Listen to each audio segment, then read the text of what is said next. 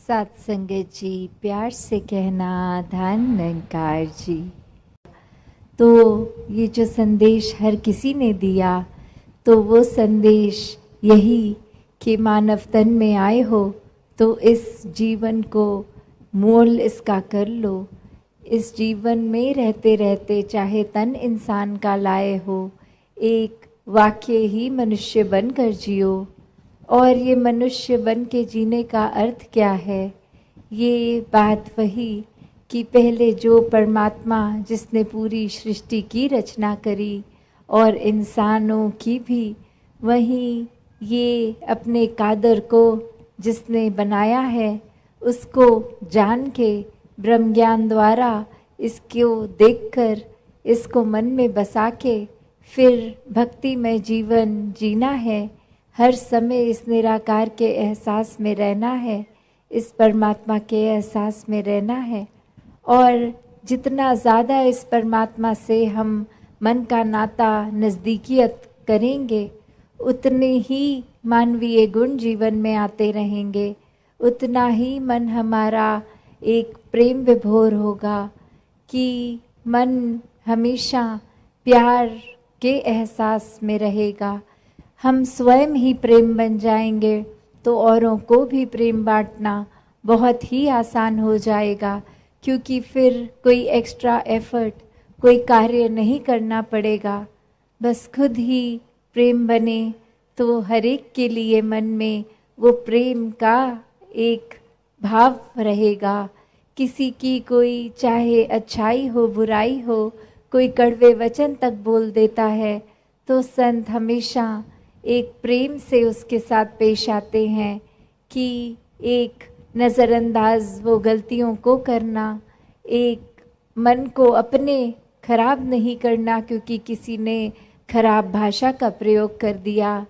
ऐसे अन्य रूप जो एक प्रेमा भक्ति का भी एक साधन, ये परमात्मा कि कैसे ये परमात्मा को प्यार करते चले जाएं तो ही वाक्य में एक जीवन का हर समय भक्ति में करते चले जाएंगे।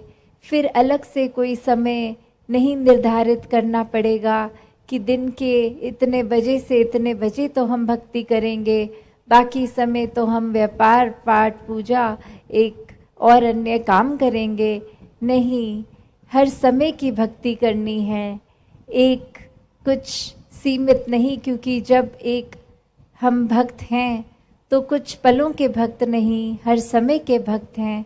और सोते जागते उठते बैठते खाते पीते कुछ भी करें, वो भक्ति का अपने आप रूप ले लेता है जब हर कार्य जो किया गया हो इस परमात्मा के एहसास में किया जाए। फिर अपने आसपास के दोस्तों मित्रों के घर परिवार के अंदर भी फिर हम चाहे एक रोज़ाना ज़िंदगी के ही कुछ पहलू क्यों नहीं बिता रहे हों, वो एक हमारे आचरण में जब प्यार है, हमारे मन में प्यार है, तो वो भी कार्य सेवा बन जाता है, भक्ति बन जाता है।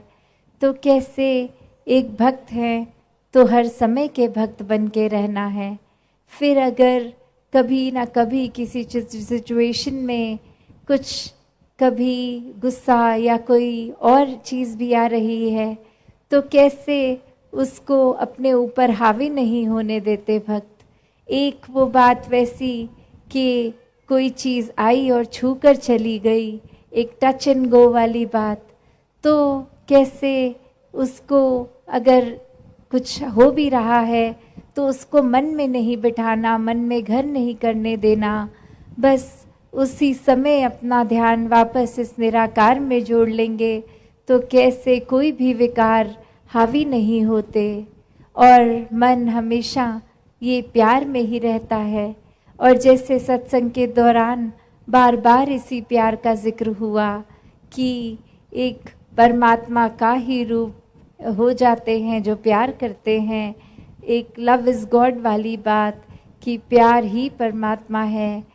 और कैसे एक फिर बात वही कि उदाहरण के तौर पे एक कहानी कि एक इंसान अपने बहुत सालों क्या एक विद्वान बनकर कोई भी उसने ऐसी कोई किताब, चाहे वो एक आध्यात्मिक किताब हो या दुनियावी किताब हो, कोई भी किताब ऐसी छोड़ी नहीं जिससे एक मन का विकास होगा, बुद्धि का विकास होगा, एक आध्यात्मिक विकास होगा। पर बात वही कि परमात्मा जीवन में नहीं, और कैसे फिर वो एक संत के पास जाके यही बात कि एक परमात्मा को एक जानना चाहते हैं, और आगे से वो संत का एक ही सवाल कि क्या आपने अपने जीवन में प्रेम अनुभव किया है, या क्या आपने किसी से भी कभी किसी रूप में प्रेम किया है। और बात वही कि वो इंसान आगे से जवाब में कह रहा है कि प्रेम के ऊपर तो बहुत किताबें भी पढ़ ली हैं, इस परमात्मा के ऊपर भी बहुत अध्ययन किया है। तो फिर उस संत का फिर से वही प्रश्न कि जीवन में प्रेम है कि नहीं है। तो बात वही कि इसमें चाहे कहानी के एक एसेंस तो यही कि बार बार जब उस संत द्वारा ये इंडिकेशन, ये इशारा प्रेम की ओर ही आता है कि जब परमात्मा तक पहुंचना है तो साधन प्रेम ही है। तो कैसे एक प्रेम करेंगे, वही परमात्मा है। तो बात इतनी कि जब परमात्मा को बिना जाने बिना देखे इस परमात्मा से प्रेम नहीं हो सकता।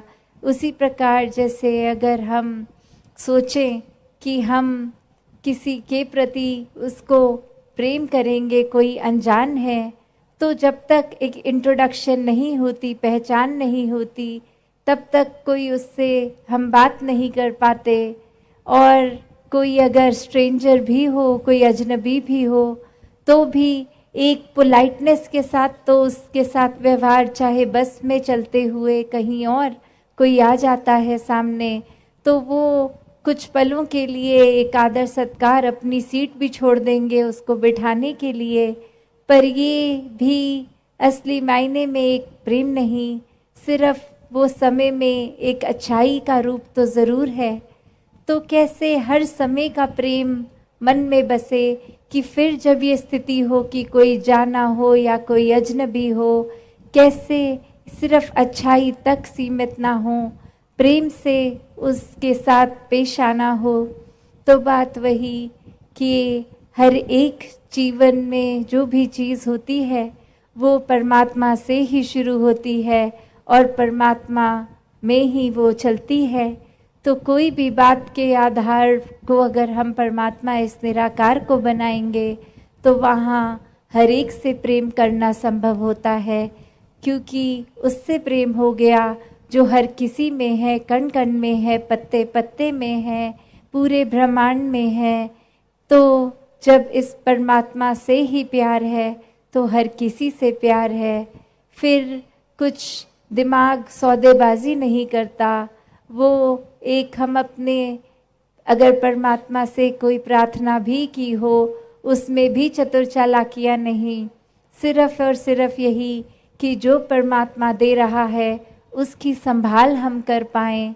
जो परमात्मा ने दिया है वो चाहे एक शरीर की पीड़ा भी क्यों ना हो, उसको भी कैसे एक वरदान मानना है। तो ऐसा युगों युगों ने संतों ने किया, युगों युगों से, कि ये इंसान को एक अपने जो वजह से जीवन में एक आए हैं, ज़िंदगी जी रहे हैं, कि असली मकसद इस परमात्मा की प्राप्ति, संतों ने हमेशा इसी परमात्मा से जोड़ा है। और इसी तरह कहा कि ये कार्य संसारी, चाहे आप कुछ भी कर रहे हैं, एक जिस तरह एक छोटे बच्चे को स्कूल के बाद, एक स्कूल के समय से ही थोड़ा प्रोत्साहन भी दिया जाता है कि अच्छे से पढ़ाई करो, आगे जाके कुछ बनना है, फिर आगे पारिवारिक जिम्मेवारियां इत्यादि। तो बात वही कि ये बात नहीं है कि हमें घर परिवार वालों के साथ प्यार का नाता नहीं रखना, हर एक को प्रोत्साहन नहीं देना, हर एक को देते चले जाना है। पर फिर वही बात आती है कि इस संसार की हर चीज़ परमात्मा के अलावा माया है, तो अपने आप को इतना भी अंदर नहीं माया के डाल लें कि फिर परमात्मा के लिए ही समय नहीं बचे। दातार हर एक पे कृपा करे। सत संगत जी, धन निरंकार।